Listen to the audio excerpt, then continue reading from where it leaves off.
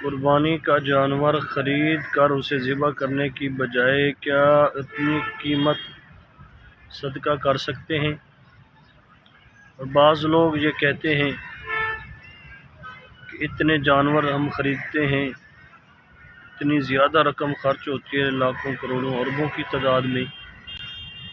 بجائے جانور ذبح کرنے کے اگر اتنے پیسے غریب کو دیے جائیں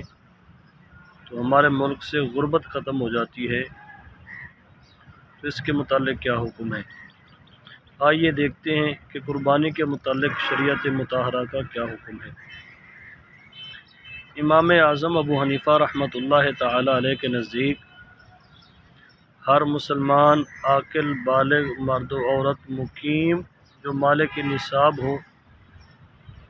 یعنی جس کے پاس ضروریات زندگی کے علاوہ 52.5 تولے چاندی کی یا اس کی قیمت کا سامان وغیرہ موجود ہو تو اس پر قربانی کرنا واجب ہے۔ قرآن پاک میں اللہ تبارک و تعالیٰ نے ارشاد فرمایا فَصَلِّ لِرَبِّكَ وَانْحَرْ، اے محبوب اپنے رب کے لیے نماز پڑھو اور قربانی کرو۔ احادیث مبارکہ میں بھی قربانی کرنے کی بہت تاکید آئی ہے، جیسا کہ نبی پاک علیہ الصلوۃ والسلام کا فرمان عالی شان ہے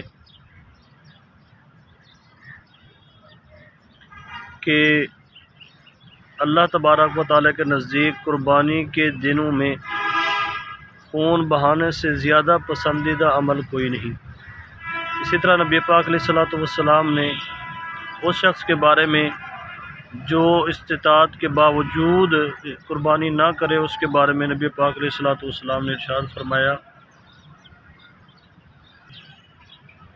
کہ جو استطاعت کے باوجود قربانی نہ کرے وہ ہماری عیدگاہ کے قریب نہ آئے۔ باقی رہا کہ غریبوں کی مدد کر دینی چاہیے، تو اس حوالے سے گزارش یہ ہے کہ دیکھا جائے تو قربانی کرنے میں بھی غریبوں کی مدد ہے، جیسا کہ حکم ہے کہ قربانی کی کھالیں جو ہیں وہ غریب اور نادار لوگوں میں بانٹ دی جائیں۔ اگر اپنے کام میں لانا چاہیں تو وہ بھی کر سکتے ہیں، لیکن اگر اپنے کام میں اپنے لیے استعمال نہیں کر سکتے تو اس کو بیچ کر اس کی قیمت استعمال نہیں کر سکتے، حکم ہے کہ اس کسی غریب فقیر کو دے دی جائے۔ اسی طرح گوشت کے معاملے میں دیکھیں تو شریعت مطہرہ نے گوشت کے 3 حصے کرنے کا حکم دیا ہے کہ ایک حصہ اپنے لیے رکھیں، ایک حصہ غریبوں مسکینوں کو دیا جائے اور ایک حصہ رشتہ داروں کو دیا جائے۔ اسی طرح وہی لوگ جو یہ باتیں کرتے ہیں کہ یہ اسراف ہے، غریبوں کی مدد کی جائے، وہی لوگ جب قربانی کرتے ہیں تو گوشت سارے کا سارا خود اپنے پاس رکھ لیتے ہیں، غریبوں کو بالکل کچھ بھی نہیں دیتے۔ اسی طرح وہ لوگ یہ بھی نہیں دیکھتے کہ اپنی شادی بیاہ کے موقع پر ان کو اسراف اور فضول خرچی یاد نہیں رہتی، وہاں پہ کروڑوں روپے لگا دیتے ہیں، لاکھوں روپے لگا دیتے ہیں۔ اگر فضول خرچی سے بچنا ہے تو پھر ان جو غلط رسومات ہمارے اندر پھیلی ہوئی ہیں ان کو ختم کرنا چاہیے، نہ کہ شریعت مطہرہ پر انگلی اٹھانی چاہیے اور اپنے عقل کے گھوڑے دوڑانے چاہیے۔ کیوں؟ اس لیے کہ جو مسلمان ہے اس کے لیے قرآن پاک میں یہ حکم ہے وَمَا آتَاكُمُ الرَّسُولُ فَخُذُوهُ وَمَا نَهَاكُمْ عَنْهُ فَانْتَهُوا وَاتَّقُوا اللَّهَ، کہ جو اللہ کے رسول تمہیں عطا فرمائیں اسے لے لو اور جس سے منع کریں اس سے رک جاؤ۔ لہذا یہ جو باتیں لوگ کرتے ہیں کہ فضول خرچے، تو یہ ان کی فضول باتیں ہیں، ان باتوں سے بچنا چاہیے۔ جب ہم مسلمان ہیں تو ہمیں اللہ اور اس کے رسول کا حکم ماننا چاہیے۔ اور جہاں تک غریبوں کی مدد کا